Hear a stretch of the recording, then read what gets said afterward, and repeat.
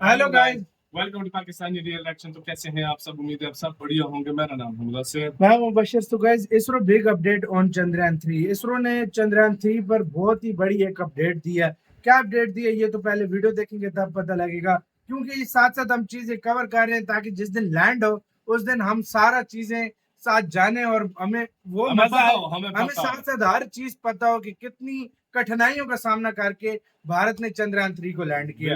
इसलिए हम साथ साथ ये चीजें कवर कर रहे हैं। तो बिना किसी देरी के देखते हैं क्या अपडेट दी है इसरो ने। देखते हैं। ओरिजिनल वीडियो का लिंक मिल जाएगा आप लोगों को डिस्क्रिप्शन में। प्लीज ओरिजिनल क्रिएटर को सब्सक्राइब करना मत भूलिएगा। काउंटडाउन करते हैं, स्टार्ट। भारत का चंद्रयान 3 मिशन चांद को फतह करने के लिए रवाना हो चुका है।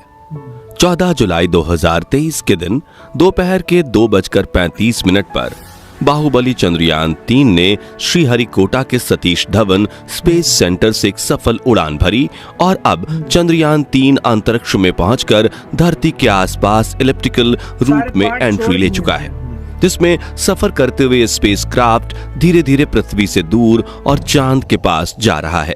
लेकिन अब इसका आगे का सफर इतना आसान नहीं होने वाला और इस सफर में सबसे मुश्किल है इसका आखिरी पड़ाव, जिसमें ये 23 या 24 अगस्त के दिन चांद के दक्षिणी ध्रुव पर सॉफ्ट लैंडिंग करने की कोशिश करेगा। और इसी प्रयास में साल 2019 में चंद्रयान 2 का मिशन असफल हुआ था।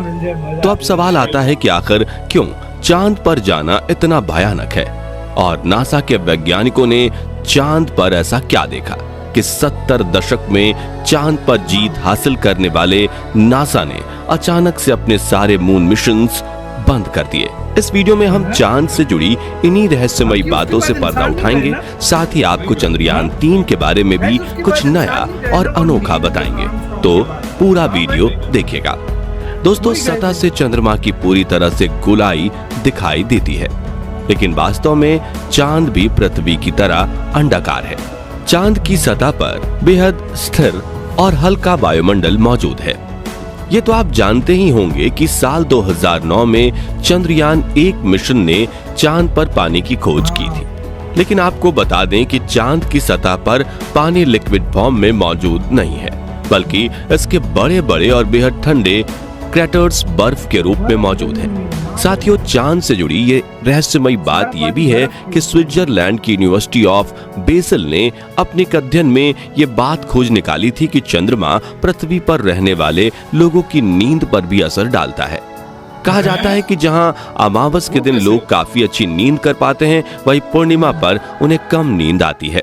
हालांकि विज्ञान ने इस बात को पूरी तरह से एक्सेप्ट नहीं किया और आज भी कुछ वैज्ञानिक इस बात पर अध्ययन कर रहे हैं। दोस्तों, चांद की जमीन काफी ऊबड़ खाबड़ है और इसमें कई बड़े बड़े क्रेटर यानी गड्ढे मौजूद हैं, जो इतने बड़े हैं कि पिछले करोड़ों सालों से इनके अंदर सूरज की रोशनी तक नहीं पहुंच पाई है। इनमें से सबसे बड़ा गड्ढा चांद के दक्षिणी ध्रुव में मौजूद है। एटकेन बेसिन नाम के इस गड्ढे का डायामीटर 2500 किलोमीटर और गहराई तो इतनी ज्यादा है कि इसमें एक के ऊपर एक करके 10 बुर्ज खलीफा समा जाएं। जी हाँ, इस गड्ढे की गहराई 8.2 किलोमीटर के आसपास है और ये पूरे सोलर सिस्टम के सभी ग्रहों और उपग्रहों में मौजूद गड्ढों में सबसे बड़ा गड्ढा है।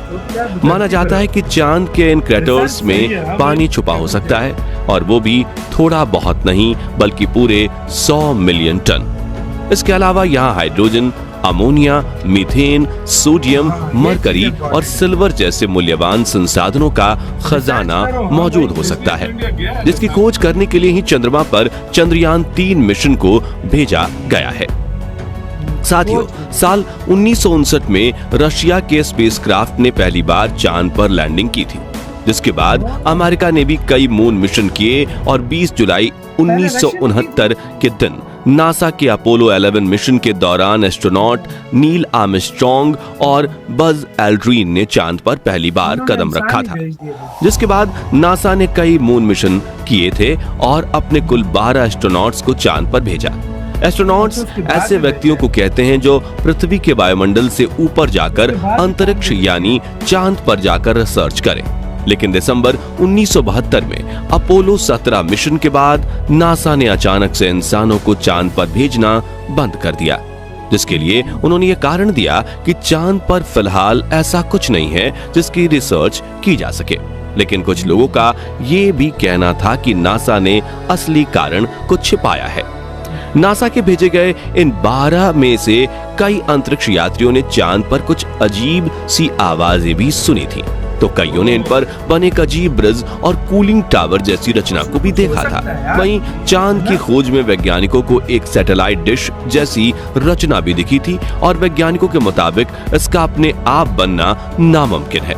हालांकि नासा ने कभी इस बात पर आधिकारिक बयान नहीं दिया था, लेकिन नासा के वैज्ञानिकों ने कई बार ये कबूला कि चांद पर एलियन का बसेरा हो सकता है। खैर, चांद पर एलियन हो सकते हैं या नहीं, इस बारे में अपनी राय हमें कमेंट में आप बता सकते हैं। फिलहाल यहाँ सबसे ज्यादा गौर करने वाली बात यह है कि ये सभी मिशन चांद के उत्तरी ध्रुव पर किए गए थे, जहां पर लैंडिंग करना चांद के दक्षिणी ध्रुव के मुकाबले काफी ज्यादा आसान माना जाता है। लेकिन साल 2019 में भारत के चंद्रयान 2 ने चांद के दक्षिणी ध्रुव पर सॉफ्ट लैंडिंग करने की कोशिश की थी और अपने इस प्रयास में चंद्रयान 2 का लैंडर विक्रम बुरी तरह से असफल हुआ था। लेकिन आखिर चांद का दक्षिणी ध्रुव इतना खतरनाक क्यों है, आइए जानते हैं। सबसे पहले तापमान की बात करें तो चांद के दक्षिणी ध्रुव में कई ऐसे बड़े बड़े गड्ढे यानी क्रैटर्स हैं जहां करोड़ों सालों से सूरज की धूप नहीं पहुंची, और सूरज की धूप ना पहुंचने का सीधा सीधा मतलब है तापमान का ठंडा होना। इसलिए कई बार दक्षिणी ध्रुव का तापमान -230 डिग्री सेल्सियस तक पहुंच जाता है। ऐसे में किसी भी इंसान का स्पेसक्राफ्ट से बाहर निकलना तो छोड़ो, खुद स्पेसक्राफ्ट के लिए भी ऐसे वातावरण में काम करना मुश्किल है। इतने कम तापमान में कई बार स्पेसक्राफ्ट पर लगे इंस्ट्रूमेंट चलना बंद हो जाते हैं। वहीं सूरज की रोशनी ना पड़ने की वजह से चांद के दक्षिणी ध्रुव के कई हिस्सों में काफी ज्यादा अंधेरा है, जिस वजह से चांद की ऑर्बिट में घूम रहे नासा, रशिया और इसरो के ऑर्बिटर्स भी वहां के काफी हिस्सों को ठीक से नहीं देख पाए।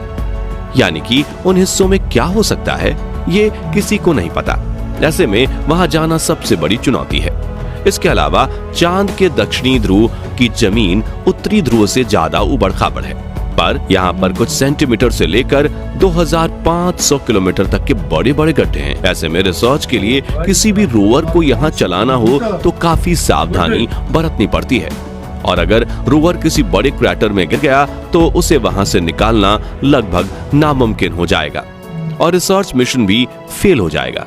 इस बात को ध्यान में रखते हुए इसरो ने चंद्रयान 3 के प्रज्ञान रोवर में सेंसर्स और नेविगेशन कैमरास लगाए हैं। अब सवाल आता है कि चंद्रयान 2 का विक्रम लैंडर चांद की सतह पर सॉफ्ट लैंडिंग करने में क्यों फेल हुआ था। तो बता दें कि इसरो के मुताबिक धरती से चांद की दूरी करीब 3,84,400 किलोमीटर है।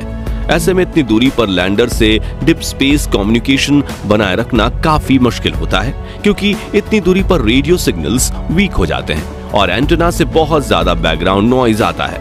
साथ ही अपनी कक्षीय गति यानी कि ऑर्बिटल मोशन की वजह से चांद लगातार अपनी पोजीशन बदलता रहता है। ऐसे में तय की गई लैंडिंग साइट पर पहुंचने के लिए लैंडर को भी सही मोशन पकड़े रहना पड़ता है।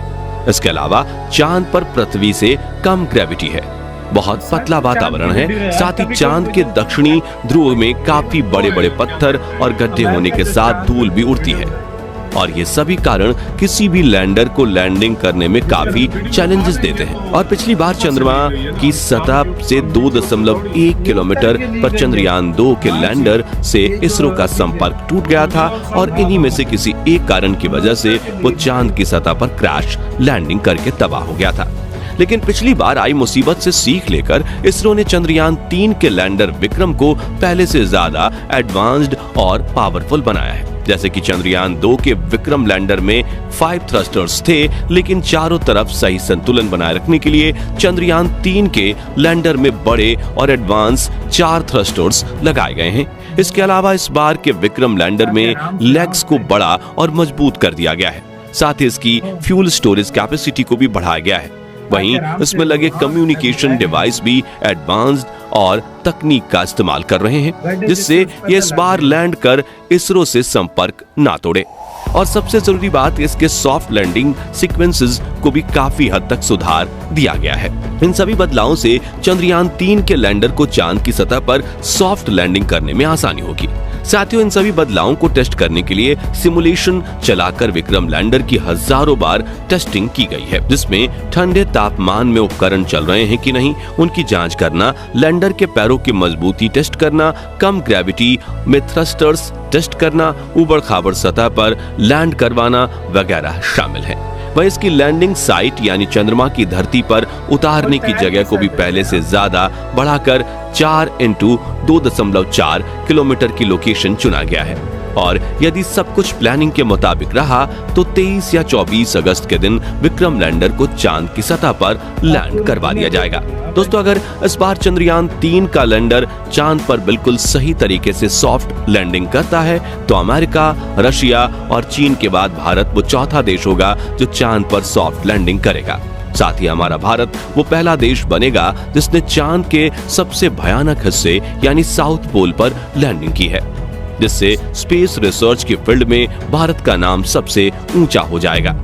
तो साथियों, अगर आप भी हमारी तरह यही चाहते हैं तो यार वीडियो का ऐसी जगह पे लैंडिंग की है जहाँ पर कोई सोच भी नहीं सकता ऐसी जगह पे करने वाला भारत बनेगा। और यार देखो, इंडिया जहाँ जा रहा है ना, वाकई अच्छा, 1972 के बाद कोई भी मिशन इस तरह का कोई नहीं, मतलब नासा ने उन्होंने किया। इंसान नहीं भेजा, उन्होंने कहा है कि आवाज नहीं आती कोई आवाज़ है, आती कोई है। एंटीना है, पता नहीं कोई और सैटेलाइट गड्ढे है। इतने बड़े गड्ढे कि भाई साहब वो 2500 किलोमीटर 100 बुर्ज खलीफा के ऊपर नीचे रखो तो उतने 10 बुर्ज खलीफा उतने तो गहरे हैं गड्ढे, और 2500 किलोमीटर बड़े जो है ना, बड़े मतलब बड़े उसमें। ऐसे से तो गड्ढे इस हैं। बात से आइडिया लगा लो। वैसे एक यार बात मतलब बताऊं, चांद पर रिसर्च करने के लिए बाकी पूरी दुनिया को भेजना चाहिए। मुझे नहीं लगता कि कोई रहने के काबिल है चांद भाई। लोग कुछ सोच रहे हैं ना फ्यूचर में उधर ऊपर से अगर उधर एलियन हो, नहीं लोग कुछ सोच रहे हैं ना फ्यूचर में कॉलोनीज बनाएंगे। उसकी बात है क्या अपने मार्स का तो मैंने सुना है बन जाएगी, चांद का मुझे नहीं लगता। अपनी दुनिया है भाई, चुपचाप रहो इधर एंजॉय करो, मस्त जगह है यार। देखो यार, ऊपर वाले ने इस पूरी कायनात मतलब पूरी इतनी गैलेक्सीज बनाई है, इतना कुछ बनाया हुआ है ना, इंसान को पता ही नहीं इधर क्या है क्या नहीं है। देखो हमारी भी तो एक दुनिया है ना, अब देखो एक प्लेनेट है हमारा, प्लेनेट है हमारा, और भी प्लेनेट है, उधर क्या कुछ होगा। तो मैं कहता हूँ उस कुछ है, उस वो क्या कहते हैं, रिसर्च करो, सब कुछ करो, पंगे मत लो, पंगे मत लो। एलन मस्क का जो ड्रीम है कि उधर जाके बाकी जो है ना, इंडिया जो कर रहा है काम ना, देखो इससे भी एक दुनिया को रिसर्च करके इंडिया कुछ ऐसी चीज बता सकता है जो खोज कर रहा है ना। खोज एक अलग चीज है भाई, खोज अलग चीज है, खोज तो एक बहुत इंपॉर्टेंट चीज है ना। वो बेस्ट ऑफ लक यार इंडिया को। यार हम उस दिन का वेट कर रहे हैं जिस दिन यार ये लैंड करेगा। करेगा। मजा आएगा गाइस। आपका क्या कहना है? अपनी कमेंट सेक्शन में अपना बहुत ज्यादा ख्याल रखिएगा। तो